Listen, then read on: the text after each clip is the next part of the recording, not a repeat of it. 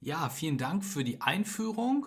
Und wie Sie sehen, hat die Habilitationskommission aus meinen 3 Vorschlägen dieses Thema hier ausgewählt. Und deswegen erzähle ich Ihnen jetzt was über Approximationssätze für stetige Funktionen und Deep Learning.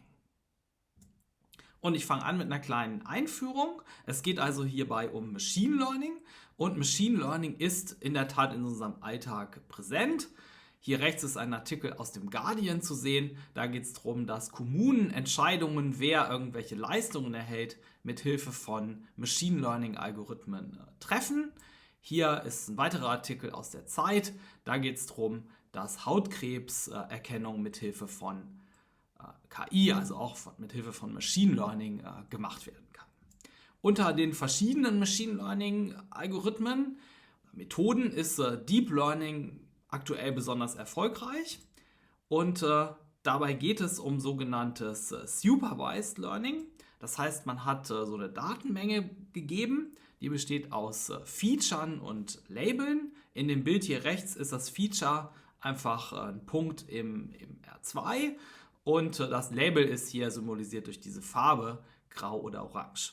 Und jetzt sucht man eine Funktion f, die eben auf der ganzen Ebene definiert ist, aber eben auf diesen Datenpunkten, die hier gegeben sind, mit den Labeln eben möglichst übereinstimmt, die man dort kennt. Gut, und beim Deep Learning wollen wir jetzt eben Funktionen f betrachten, die durch sogenannte tiefe neuronale Netze beschrieben werden. Und so ein Netz hat gewisse Parameter, das werden wir gleich sehen, und die versucht man eben so zu bestimmen, dass die Funktion eben zu den Daten passt. Um die Frage, wie man das jetzt bestimmt, geht es heute aber nicht, sondern es geht jetzt gleich um die Frage, welche Funktionen man überhaupt prinzipiell durch neuronale Netze approximieren kann. Gut, und dazu muss ich Ihnen erstmal sagen, was ein neuronales Netz überhaupt ist. Und dazu fangen wir an mit der Definition eines Neurons. Also ein Neuron ist eine Funktion von R hoch n nach R, die besteht aus einem Gewichtsvektor W, einem Bias B und einer Aktivierungsfunktion Sigma und ist dann von dieser Bauart. F von x ist Sigma angewandt auf Skalarprodukt von W mit x plus b. Und häufig wird das durch so ein Diagramm veranschaulicht. Ja, hier links zu sehen, da hat man also diese Eingänge x1 bis xn, das ist der Punkt, wo man auswertet. Dann multipliziert man die mit den Gewichten, addiert das alles auf, addiert noch das Bias drauf und setzt das dann in die Aktivierungsfunktion ein. Und die Idee, wie man auf diese Klasse von Funktionen kommen kann, ist tatsächlich inspiriert von den Neuronen im menschlichen Gehirn. Da sieht man oft dieses Bild hier. Ja, links kommen irgendwelche Signale rein, die werden dann in dem Neuron irgendwie verarbeitet. Und wenn ein gewisser Schwellwert überschritten wird, dann sagt man, das Neuron feuert. Das heißt, dann kommt hinten wieder irgendwas raus. Und das Letztere passt sehr gut zu der Vorstellung, dass diese Aktivierungsfunktion Sigma die Heaviside-Funktion ist. Ja, wenn ein gewisser Schwellwert überschritten wird, dann ist der Ausgang 1, ansonsten ist der Ausgang 0. Muss man aber nicht so machen. Ja, man kann es auch differenzierbar machen und zum Beispiel die Sigmoid-Funktion hier stattdessen nehmen. Oder man kann die sogenannte Rectified Linear Unit benutzen.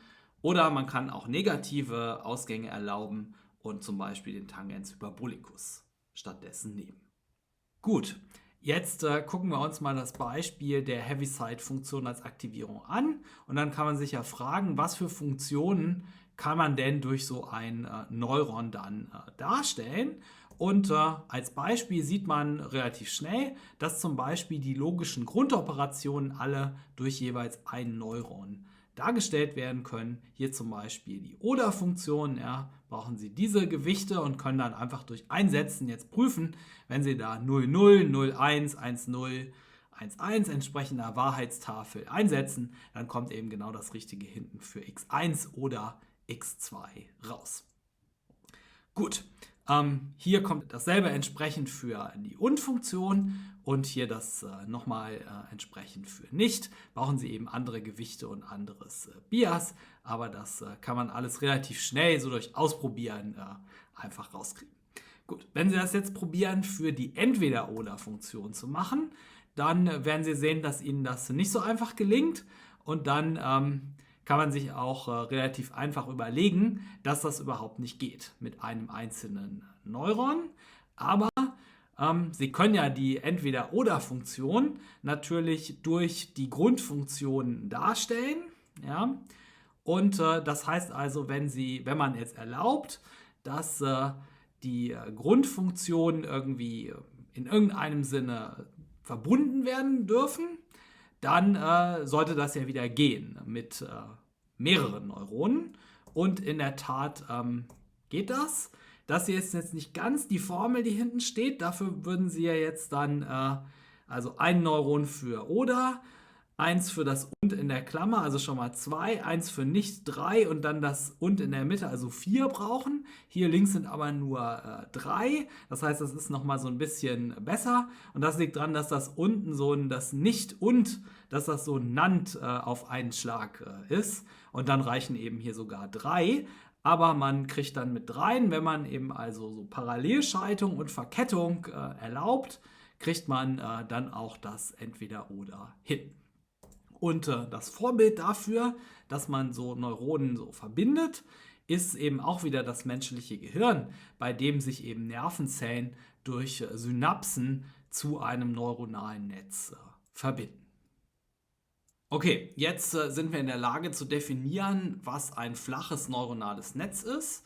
Und das geht so, wir nehmen also uns eine Menge Omega in R hoch n und eine Funktion Sigma von R nach R. Und dann heißt eine Funktion Groß F von Omega nach R hoch m flaches neuronales Netz der Breite B, falls es B viele Neuronen gibt, alle definiert auf R hoch n und alle definiert mit derselben Aktivierung Sigma und eine lineare Abbildung von R hoch b nach R hoch m, sodass eben die Funktion f aussieht wie a verkettet mit klein f und klein f ist die vektorwertige Funktion, die als Koordinatenfunktion gerade diese Neuronen hat.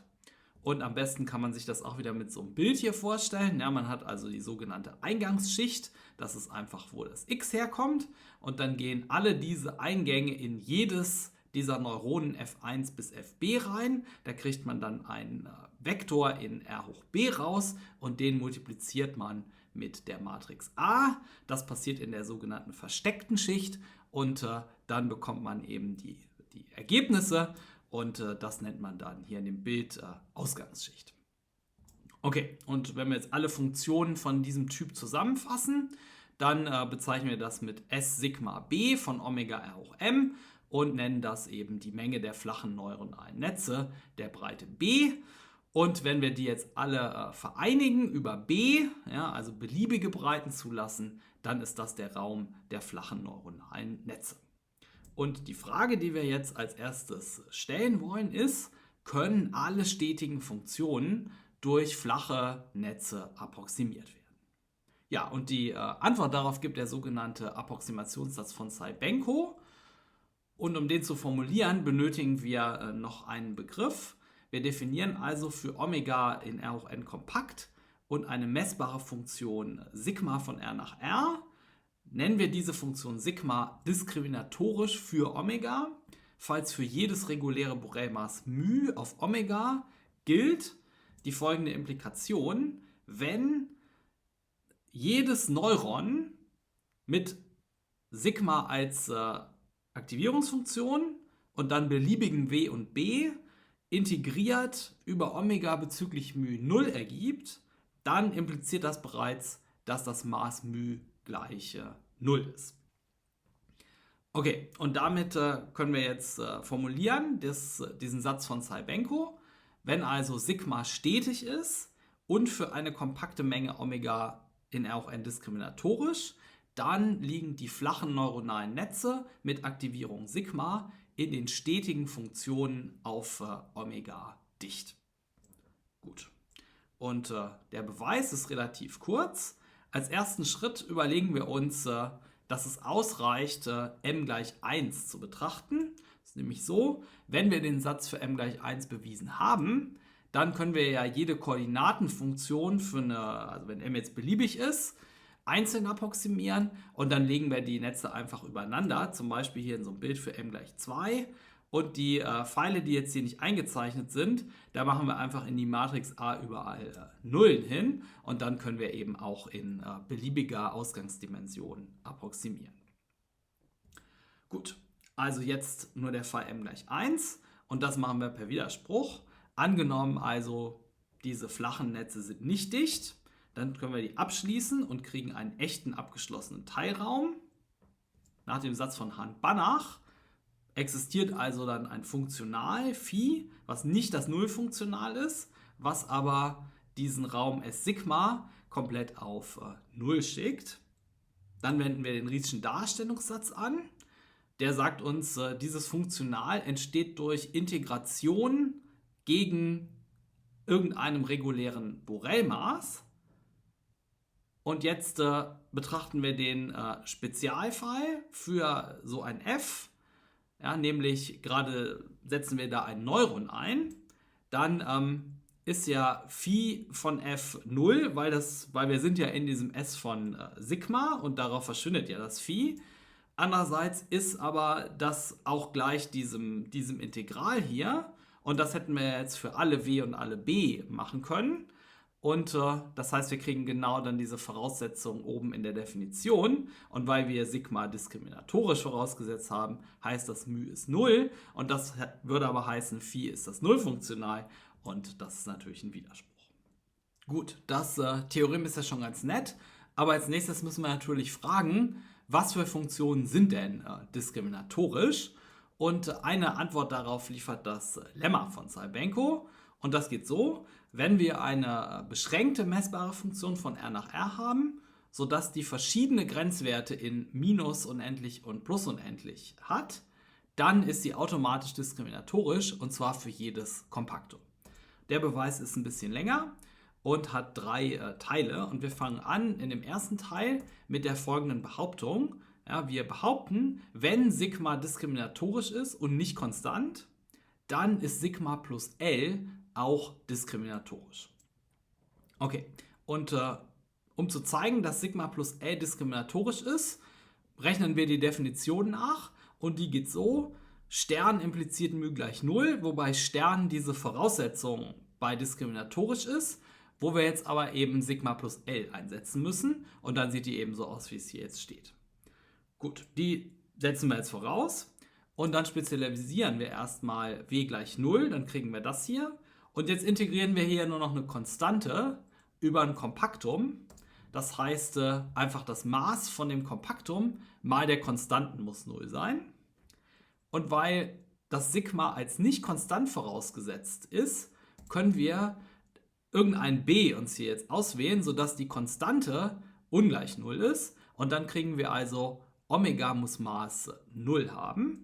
Und wenn wir das jetzt wieder oben in die Bedingung Stern einsetzen, können wir da das Integral auseinanderziehen und dann das zweite Integral über Konstant L fällt dann natürlich weg. Und wir haben genau die Voraussetzung jetzt gezeigt für Sigma diskriminatorisch. Und das haben wir aber vorausgesetzt, dass das so ist. Und das heißt, es folgt also μ gleich 0. Das zeigt die Behauptung. Und die Behauptung bedeutet jetzt, dass wir das Lemma nur im Fall L gleich 0 beweisen müssen, weil wir entsprechend ansonsten ja verschieben können. Okay, jetzt der zweite Teil. Wir zeigen also immer noch diskriminatorisch, das heißt, wir setzen immer noch das hier für Sigma voraus und wir nehmen jetzt aber ohne Einschränkung an, L ist 0 in dem Lemma. Okay, jetzt betrachten wir für ein festes W und ein festes B diese Hyperebene PWB und den entsprechenden Halbraum HWB. Dann nehmen wir uns noch ein festes A aus den reellen Zahlen und gucken uns diesen Grenzwert hier an. Und dann sehen wir, wenn dieser Ausdruck in der runden Klammer positiv ist und wir lassen J gegen unendlich gehen, dann geht also das Argument von Sigma gegen plus unendlich und per Voraussetzung kommt da dann der Wert R raus. Wenn die runde Klammer 0 ist, dann steht da konstant Sigma von a. Und wenn die runde Klammer negativ ist, dann gehen wir gegen minus unendlich und da kommt L raus per Voraussetzung, aber L ist jetzt ohne Einschränkung 0. Und jetzt hängt dieser gesamte Ausdruck links ja auch noch von x ab. Das heißt, wir können das hier schreiben, das ist R mal die charakteristische Funktion des Halbraums plus Sigma von a mal charakteristische Funktion auf der Hyperebene. Gut, jetzt merken wir uns das für einen Moment und gucken uns nochmal an, dass wir per Voraussetzung ja wissen, dass dieses Integral hier 0 ist, und zwar für alle w bar und b bar.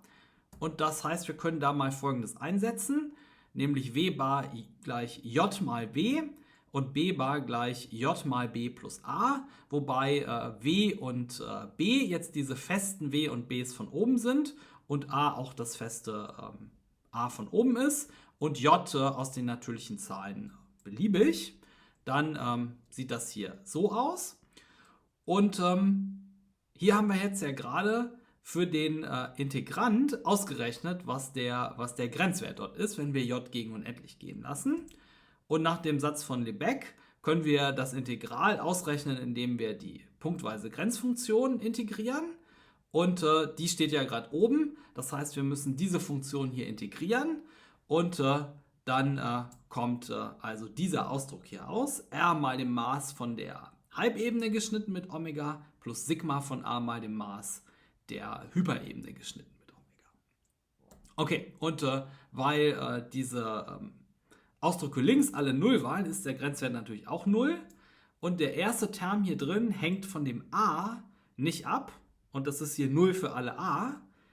In dem zweiten Term steht aber Sigma von a, was von a abhängt, mal irgendwas, was nicht von a abhängt. Und Sigma ist nicht konstant. Das heißt, wenn da insgesamt als Summe immer 0 rauskommt, muss also dieser Term hier 0 sein. Und das bedeutet, dieser erste Summand muss alleine schon 0 gewesen sein.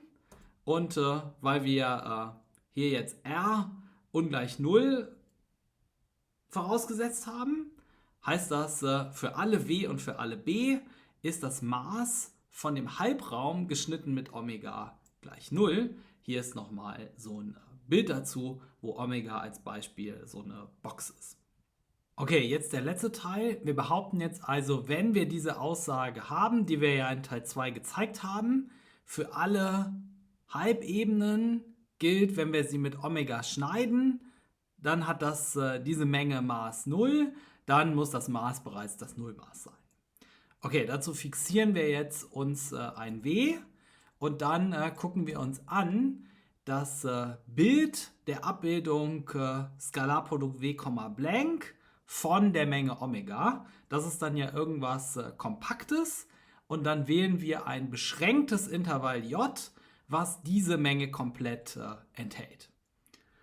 Und dann gucken wir über diesem beschränkten J den Raum L unendlich an und definieren darauf ein Funktional Phi von dieser Form, ja, wo wir eben erst Skalarprodukt mit W bilden, das dann in F einsetzen und das über Omega abintegrieren. Okay, und dann nehmen wir uns jetzt ein Intervall AB in dem J und setzen das in Phi ein. Und jetzt, das ist hier so ein bisschen gemogelt, ja, jetzt schreibe ich dieses Intervall oder diese charakteristische Funktion von dem Intervall als Differenz von zwei so charakteristischen Funktionen. Die sind jetzt natürlich nicht in dem L unendlich von J drin, aber ich kann die natürlich trotzdem in dieses Integral dort einsetzen und kriege also im Endeffekt raus, diese Funktion Phi von 1ab ist gleich diese Differenz von den Integralen. Ja? Okay, und wenn Sie jetzt das erste Integral angucken, dann sehen Sie ja, die charakteristische Funktion auf Skalarprodukt w, x, die liefert Ihnen genau dann 1, wenn Sie in dem entsprechenden Halbraum liegen. Nur weil das a auf der falschen Seite steht, müssen Sie jetzt dort den Parameter minus a bei dem Halbraum hinschreiben. Und dann müssen Sie aber auch wieder mit Omega schneiden, weil wir ja nur über Omega integrieren. Gut, und das gleiche machen Sie dort drüben für den zweiten Summand. Und jetzt wissen wir aber aus dem Teil 2, dass μ von Halbebene geschnitten mit Omega 0 ist für alle Halbebenen. Das heißt, hier steht einfach 0 minus 0, also 0. Gut, wenn wir jetzt also auf all diesen charakteristischen Funktionen von Intervallen 0 sind, dann sind wir auf allen einfachen Funktionen 0 und die sind dicht in L unendlich und das bedeutet, unser Phi ist das Nullfunktional. Gut, und jetzt berechnen wir von dem Maß μ die Fourier-Transformation. Die sieht so aus und die ist also nichts anderes als unser Funktional Phi angewandt auf die Funktion e hoch minus ix. Und das bedeutet aber, weil wir ja wissen, Phi ist die Nullfunktion, dass hier 0 rauskommt. Und das heißt, die Fourier transformierte von μ von jedem w ist 0. Und weil die Fourier-Transformation injektiv ist, heißt das dann, dass μ selber schon 0 gewesen sein muss. Und das war ja hier zu zeigen. Okay, diese Theorie von Cybenko erlaubt also S-förmige oder sigmoidale Aktivierungsfunktionen. Zum Beispiel den Sigmoid, den hatten wir am Anfang, Tangens Hyperbolicus. Und wenn wir diesen ReLU abschneiden, dann kriegen wir auch dafür die Dichtheit der flachen neuronalen Netze in den stetigen Funktionen auf jedem Kompaktum. Gut, jetzt sind noch zwei Sachen, die hier fehlen. Das ist einmal die Heaviside-Funktion und der nicht abgeschnittene ReLU. Dann hätten wir alles vom Anfang abgearbeitet. Und als erstes möchte ich sagen, es gibt also eine Verbesserung von Cybenkos Lemma, bei dem nur messbar, beschränkt und nicht konstant vorausgesetzt wird. Damit wird man diese S-Förmigkeit los, aber man kann immer noch nicht den ReLU behandeln, weil der ist ja unbeschränkt. Und man kann auch nicht die Heaviside-Funktion behandeln, weil der Satz, weil zwar das Lemma von Cybenko in dieser Verallgemeinerung dann richtig ist, ohne Stetigkeit, aber Stetigkeit brauchten wir in Cybenkos Theorem, um dann die Dichtheit zu schließen. Das heißt also, beide Sachen können wir damit jetzt noch nicht behandeln. Und zur Beschränktheit möchte ich als nächstes sagen, ohne die Beschränktheit kann prinzipiell alles passieren. Wenn Sie ein Polynom nehmen, kriegen Sie einfach nur einen endlichdimensionalen Raum und der kann auf keinen Fall dicht sein. Nehmen Sie die Exponentialfunktion, dann wissen Sie ohne die ganze Theorie hier schon nach Stone-Weierstrass, dass Sie die Dichtheit bekommen werden. Das heißt also, die Beschränktheit, also wir können keinen allgemeinen Satz ohne Beschränktheit erwarten, aber es ist auch nicht so, dass Beschränktheit nötig ist. Okay, gucken wir uns also ReLU und Heaviside nochmal genauer an und wir fangen an mit ReLU.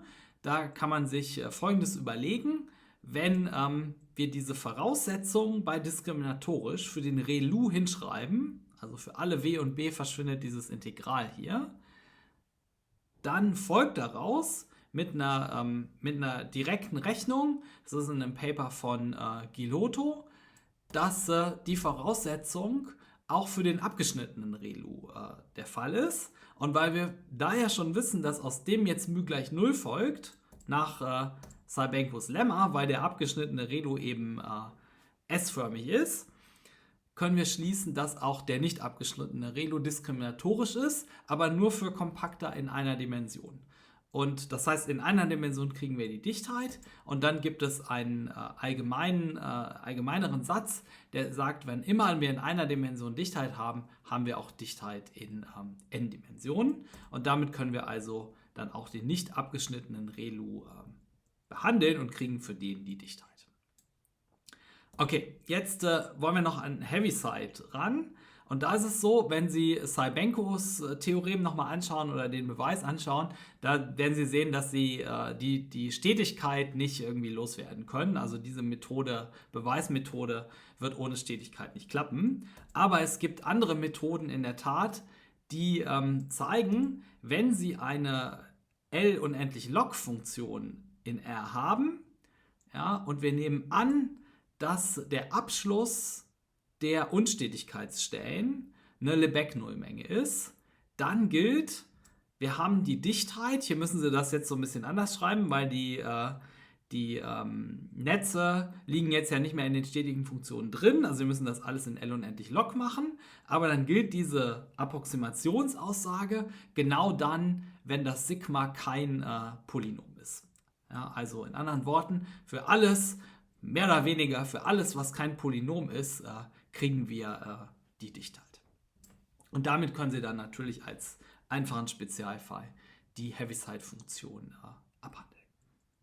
Okay, das bringt uns jetzt zum Deep Learning. Und als erstes möchte ich feststellen, ja, gucken Sie sich das Bild hier an, neuronale Netze im Gehirn sind natürlich nicht flach. Für das Entweder-Oder haben wir auch schon gesehen, wir mussten da Neuronen wirklich verketten. Ja, wir haben da 2 Schichten von Neuronen benötigt und es hat nicht gereicht, nur nebeneinander die zu setzen, wie das bei einem flachen Netz erlaubt wäre. Das dritte ist, es gibt Funktionen, die können Sie mit linear vielen Neuronen darstellen, wenn Sie Verkettungen erlauben. Aber wenn Sie die als flaches Netz darstellen wollen, das geht auch, dann brauchen Sie aber exponentiell viele Neuronen. Ja, das heißt also, Sie brauchen viel mehr Neuronen, wenn Sie ein flaches Netz benutzen wollen, als wenn Sie Verkettungen erlauben. Und das vierte, was jetzt auch noch für die Betrachtung von tiefen neuronalen Netzen spricht, also dem Erlauben von Verkettungen, ist das sogenannte Kolmogorov-Arnold-Theorem, was das hier besagt. Ja, Sie können also so eine Funktion f darstellen als Summe und Verkettung von anderen Funktionen und die Anzahl ist konstant und hängt nur von der Eingangsdimension ab.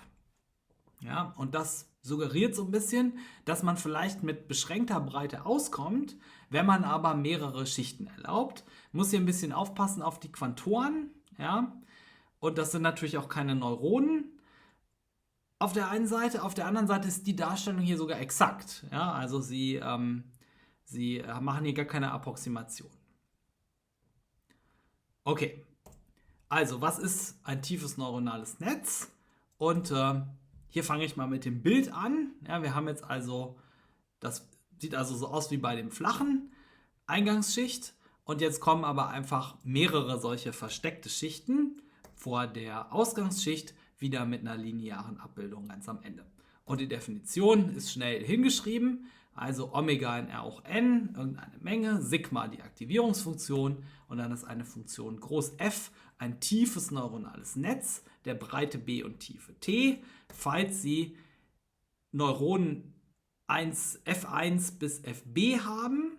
Sind die in der ersten Schicht, die gehen von R hoch n nach R und dann in den Schichten danach brauchen wir immer Neuronen, die von R hoch b nach R gehen, weil wir da ja dann immer Breite b haben und alle mit Aktivierung Sigma und dann am Ende eine lineare Abbildung und das Netz sieht dann so aus, Sie verketten also diese ganzen vektorwertigen Funktionen und dann am Ende noch das A hinterher. Okay. Und dann bezeichnen wir alle Funktionen von dieser Form also fassen wir zusammen in dieser Menge d Sigma bt, alle neuronalen Netze mit Breite b und Tiefe t. Und wenn wir jetzt ein b fixieren und dann über t vereinigen, dann kriegen wir also alles mit Breite b und beliebiger Tiefe. Ja, und das ist dann d Sigma b von Omega R hoch m. Gut. Jetzt hätten wir natürlich gerne noch ein Resultat zur Dichte der tiefen neuronalen Netze und wollen wieder wissen, was für eine Breite funktioniert dann und was für Aktivierungsfunktionen können wir nehmen, damit wir das eben bekommen. Gut, und der Schlüssel dazu ist das folgende Lemma. Das geht so, wir nehmen eine kompakte Menge im R hoch n, die soll jetzt im positiven Bereich liegen. Und als Aktivierungsfunktion nehmen wir die Rectified Linear Unit. Dann können wir jedes flache neuronale Netz auf diesem Omega mit Breite B schreiben, exakt, ja, als tiefes neuronales Netz, was als Breite Eingangsdimension plus 3 hat und als Tiefe gerade die Breite des ursprünglich gegebenen flachen Netzes. Okay, hier ist ein Bild. Ja, wir haben also unser flaches Netz, das besteht aus diesen B-vielen Neuronen. Die Matrix ist am Ende einfach nur so eine Zeile und das heißt, das ganze Netz ist einfach eine Linearkombination von diesen B-vielen Neuronen. Jetzt wählen wir als erstes eine Konstante c, sodass, wenn wir die noch drauf addieren, der Wert oder alle Werte des Netzes größer gleich 0 sind. Und noch ein bisschen mehr, wir wählen die Konstante so groß, dass auch alle Partialsummen von dieser Linearkombination nur Werte größer gleich 0 ergeben, wenn wir das C0 noch drauf addieren. Das können wir machen, weil das Omega kompakt ist. Gut, und jetzt müssen wir das tiefe Netz definieren. Also hier ist erstmal ein Bild. Ja, das hat jetzt also Tiefe B und Breite n plus 3. Und ich sage Ihnen jetzt der Reihe nach, was diese Neuronen dort machen.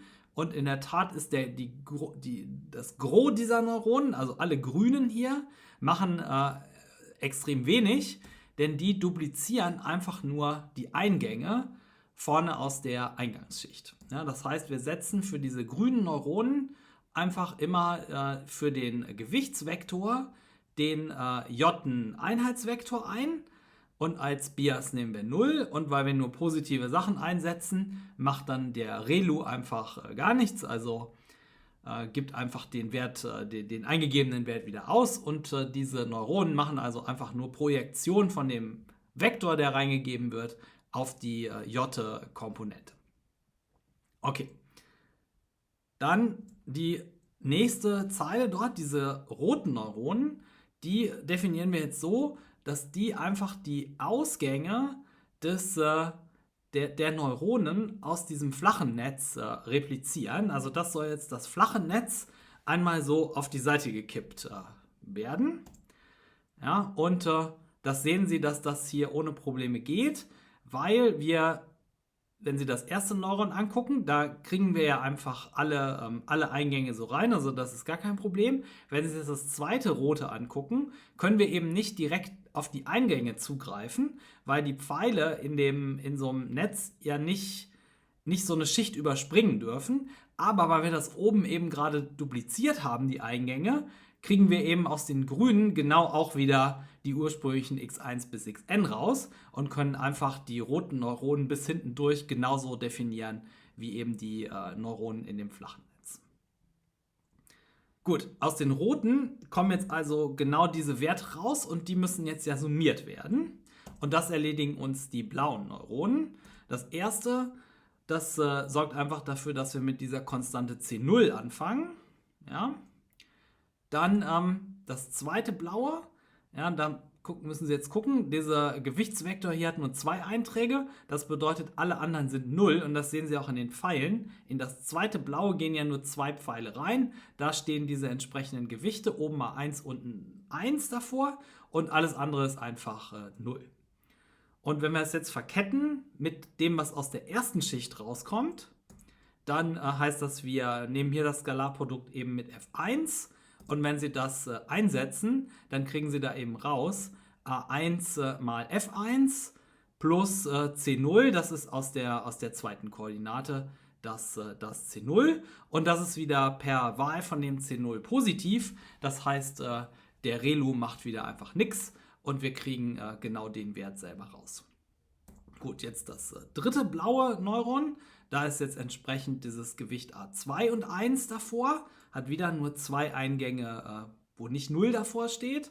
Und dann setzen Sie da das ein, was aus der Zeile drüber rauskommt. Und dann kriegen Sie eben raus, dass das gerade Sigma an der Stelle A2 mal F2 plus A1 mal F1 plus C0 ist. Das ist aber wieder positiv. Und deswegen wird das auch wieder überhaupt nicht verändert. Gut, jetzt, wenn Sie jetzt bis hinten hin gucken, dann sehen Sie, Sie kriegen jetzt aus dem letzten blauen Neuron diese Summe raus, aber die geht nur bis b-1, ja, weil das letzte rote liefert Ihnen ja erst das FB und vom letzten roten kommen Sie ja jetzt nicht direkt runter in das blaue. Das heißt, den letzten Summand müssen wir noch drauf addieren und wir müssen das C0 aber wieder abziehen, weil das soll ja weg. Ja?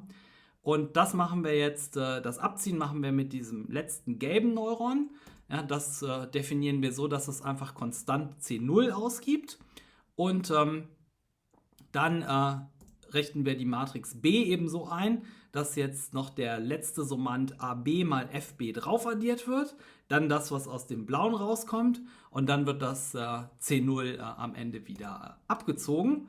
Und das heißt, es kommt genau dieselbe Funktion raus wie bei dem flachen Netz. Gut, jetzt wollen wir noch das Lemma benutzen, um ein abschließendes Dichtheitsresultat für tiefe neuronale Netze zu formulieren.